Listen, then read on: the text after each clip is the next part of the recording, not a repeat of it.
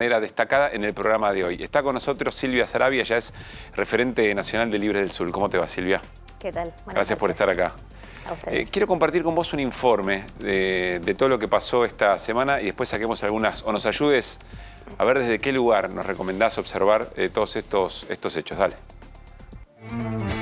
Forma parte de un plan que tiene este gobierno de destruir las organizaciones populares.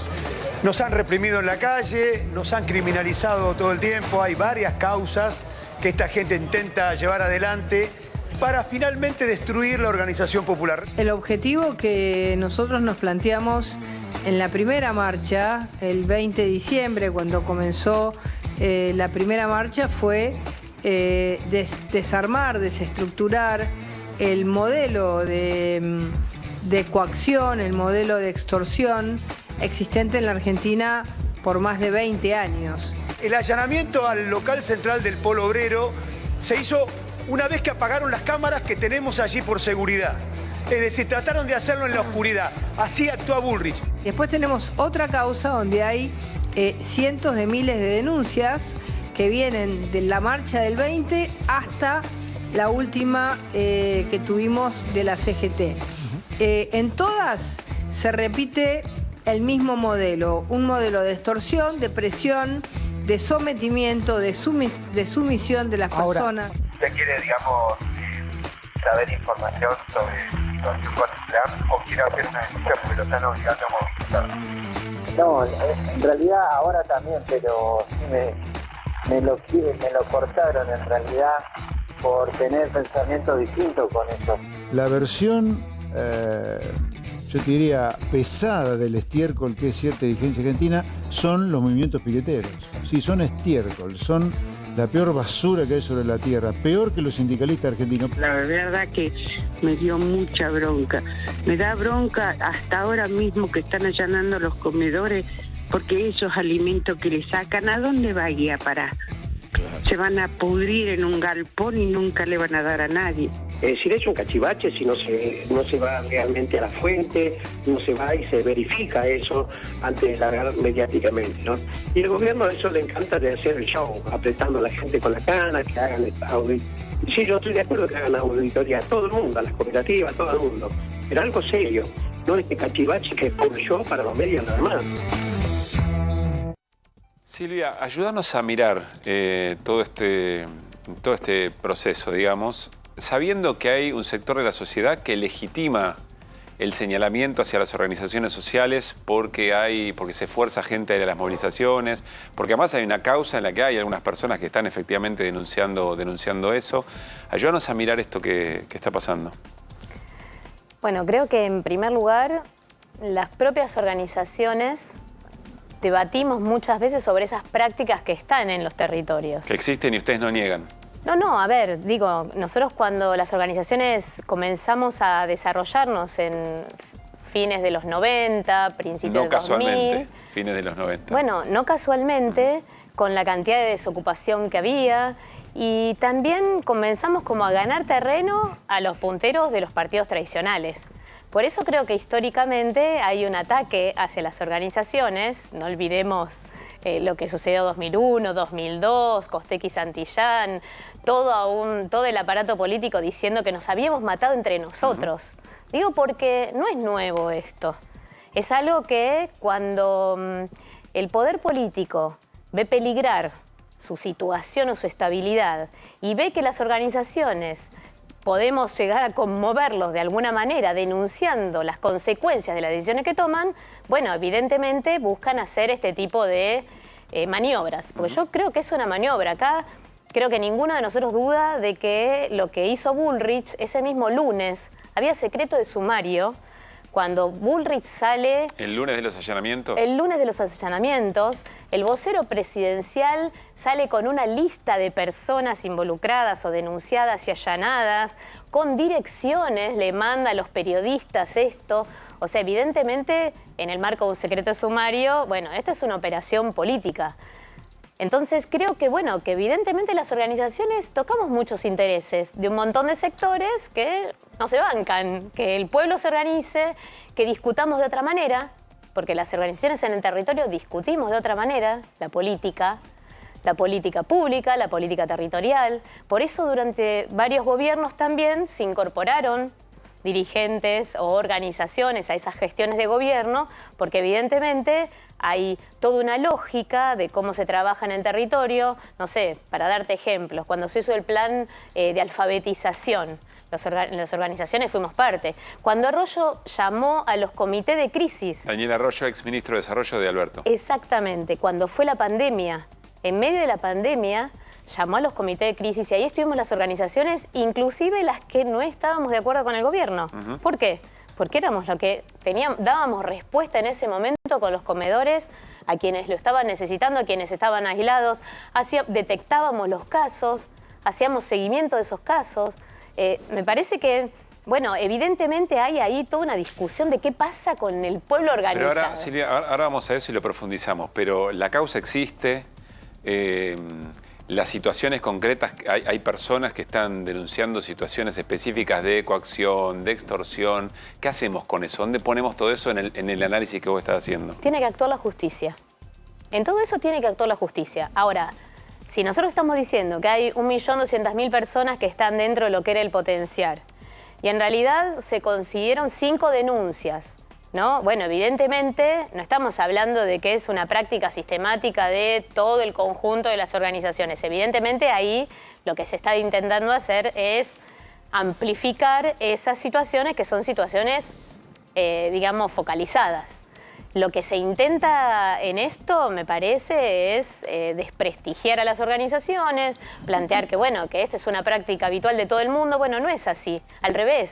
Las organizaciones muchas veces tenemos como decálogos de valores, por ejemplo nosotros, donde insistimos y ponemos bien grande, bueno, si hay aportes son voluntarios, son solidarios, se discute en las asambleas, se hace, ¿para qué se usa eso? Por ejemplo, no sé, en un comedor. ¿Cómo piensan que se sostienen los comedores hoy? ¿Cómo se sostienen? Y bueno, con el aporte de los propios compañeros. O sea, se buscan donaciones, pero suponete que conseguís donación en una carnicería y conseguís donación en una verdulería. ¿Y cómo haces con los videos? Y bueno, se pone del propio bolsillo para poder garantizar ¿Eso es voluntario o es obligatorio? No, eso es voluntario y solidario, ¿sí? O sea, no es obligatorio, se discute, se dice, ¿cómo vamos a resolver esto? Digo, esto sucede en todos los ámbitos comunitarios. ¿Así que hay un poco de moralina o de hipocresía cuando se discuten estas cosas, cuando se las plantean? No, lo que yo creo es que hay una estigmatización de esa situación.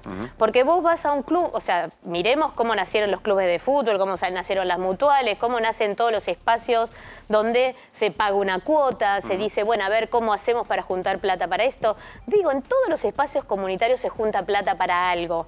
No sé, yo trabajo en una escuela, juntamos plata para hacer un regalo, juntamos plata para comprar las hojas, juntamos plata para pagar el bidón de agua. Bueno, en todos los ámbitos comunitarios se junta dinero con algún objetivo. Esto sucede en todos lados, digo, porque no es algo... Ahora, vos me decís, bueno, pero no puede ocurrir que alguien... Sí, puede ocurrir que alguien, pero precisamente las organizaciones fuimos al territorio a romper con eso que sucedía con los punteros de los partidos tradicionales. Y por eso avanzamos en nuestra legitimidad. Lo que pasa que evidentemente en algunos momentos eso confluyó con otros reclamos. Hoy creo que Milei está muy preocupado, porque esto que está pasando en el territorio, que es pobreza, miseria, no poder comprar los medicamentos, y que hace que a las organizaciones acuda un montón de gente, termine confluyendo con lo que pase con los despidos, con el aumento de las tarifas. Digo, porque el otro día, no sé, en Panamericana, los propios vecinos cortaron porque no se arreglaba un puente, ¿no? Es una práctica que no es exclusiva de los piqueteros, cortar la ruta. Perdón por poner en términos así, pero que clase media diga, che, no nos pasan cosas muy distintas de lo que le está pasando a quienes están en las organizaciones. Irina, tenés una pregunta. Sí, Silvia, recién hablabas de la situación de los comedores que no están recibiendo alimento, cómo se las están arreglando. Como contracara de esto, esta semana la ministra Petovelo presentó una denuncia diciendo que hay comedores fantasmas, que no existen, que la mitad de los comedores no existen. ¿Qué nos puedes decir sobre esto? Bueno, mira, en el mes de diciembre, nosotros siempre, cada 2 o 3 meses, hacemos como un corte, somos una organización nacional y vemos cuántos comedores, cuántos espacios están funcionando, de qué manera, qué tipo. Hicimos un corte en el mes de diciembre y, por ejemplo, en el área metropolitana En ese momento teníamos 500 comedores, de los cuales la mitad estaban inscritos en RENACOM. ¿Sí? La mitad estaban inscritos en RENACOM, la otra mitad no estaban inscritos en RENACOM y sin embargo tenían funcionamiento. En el país nosotros relevamos 2.500 comedores, de los cuales solo 800 estaban en RENACOM. RENACOM es un registro que se armó durante el anterior gobierno y que no necesariamente si vos estabas inscrito ahí es que recibías ayuda del Estado. Era una forma de legitimar el espacio comunitario. Creo que hubo una entrevista a Tolosa Paz, incluso hoy por la tarde, que aseguró esto mismo, ¿no? O sea, no necesariamente estar inscrito en RENACOM implicaba que el Estado te ayudaba. Lo que pasa que... O al revés, que no estés inscrito no quiere decir que no existís. Exactamente. Eso es lo que yo estoy planteando. O sea, nosotros teníamos más de la mitad de nuestros comedores sin inscribir en RENACOM. Entonces, me parece que ahí también hay una cuestión de hacer un show con una cosa que todos sabemos que es un registro, primero que tiene mucha movilidad, porque es cierto también que en un montón de lugares los comedores funcionan en casa de familia. Y en una casa de familia pueden pasar un montón de cosas, como por ejemplo que se muden, o como por ejemplo que haya discusiones familiares. Imagínate, vos tenés un comedor en tu casa y cualquier integrante de tu familia te dice, bueno, basta, cortala esto. O sea, este tipo de cosas pasan habitualmente. Entonces, hay mucha movilidad, no es algo que no haya movilidad. Lo que pasa que, bueno, evidentemente hay algún nivel de desconocimiento muy grande. Y una cosa más, yo creo que hay que tener en cuenta, digo porque ustedes pasaron una cuestión de lo que estaba diciendo Patricia Bullrich, hay que tener en cuenta que la primera intervención pública de la ministra Petovelo fue para decir que el que proteste iba a dejar de cobrar. Lo hizo en tándem con Bullrich en el mes de diciembre, pero fue su primera intervención pública. No fue para decir, bueno, vamos a hacer esto. Ella tiene a su cargo educación, trabajo, niñez y familia, y su primera intervención es amenazante, porque digo, no es cualquier persona, es la ministra que tiene a su cargo de hecho, Fer tiene una pregunta, pero agrego esto, es muy llamativo que la ministra, una superministra, y sobre temas tan delicados y tan sensibles, no de entrevistas. Creo que habló una sola vez y con alguien de quien había sido productora periodística. Sí, Fer. ¿Qué tal? Buenas noches, Silvia. ¿Qué tal? Victoria Tolosa Paz hizo como una depuración del padrón del potenciar trabajo y dio de baja a 800.555 personas. Inicialmente hubo una gran protesta con eso. Fueron muchas menos, ¿no? Perdón, es un montón de gente. 87.000, es lo último. 87.000, dije. Entendimos 800. Sí. No, 87.555. Inicialmente las organizaciones hubo un gran enojo, pero finalmente esto pasó. ¿Eso estuvo bien hecho? Eso era un universo de 1.210.000 personas. Y se bajaron 87.000 que no fueron a revalidar su identidad y no se sabía, como que eran fantasmas. ¿Estuvo bien hecho o estuvo mal hecho eso? Mira, cuando ella largó esto, también fue con una campaña mediática, diciendo un montón también de cosas que realmente no eran así. Como por ejemplo que la gente había viajado en un crucero, que no sé, que las personas tenían autos de alta gama. El propio ministerio, cada 2 o 3 meses, hacía un cruce y de eso siempre había gente que se caía, digamos, del padrón. ¿Por qué? O porque se jubilaba, o porque conseguía algún trabajo en blanco, o porque efectivamente por alguna situación sacaba un auto porque, no sé, qué sé yo, la familia. Bueno, hubo casos, incluso yo me acuerdo de una compañera en Quilmes que su pareja, no formal, había puesto a nombre de ella un auto que él había sacado para que no figurara a nombre de él y por supuesto quedó fuera el potenciar y no es que ella tenía el auto, sino que lo habían puesto a nombre de ella. Pero digo, como esta situación, hubo un montón de situaciones que después terminaron levantándose. No es cierto que toda esa gente que la ministra anunció quedó afuera del potenciar. Hubo un montón de gente que se reincorporó al padrón. Y eso no se dice, por supuesto. Se anuncia el momento, bueno, se dieron de baja tantos y después efectivamente volvieron. Ahora está sucediendo lo mismo, porque todos los meses dan de baja una cantidad de personas que no tienen por qué darlas de baja porque siguen siendo compatibles. Si la persona reclama, vuelve a cobrar.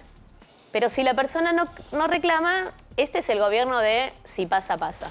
Martín. Silvia, Vos dijiste antes que en casos de irregularidades habría que recurrir a la justicia, o que decía la justicia.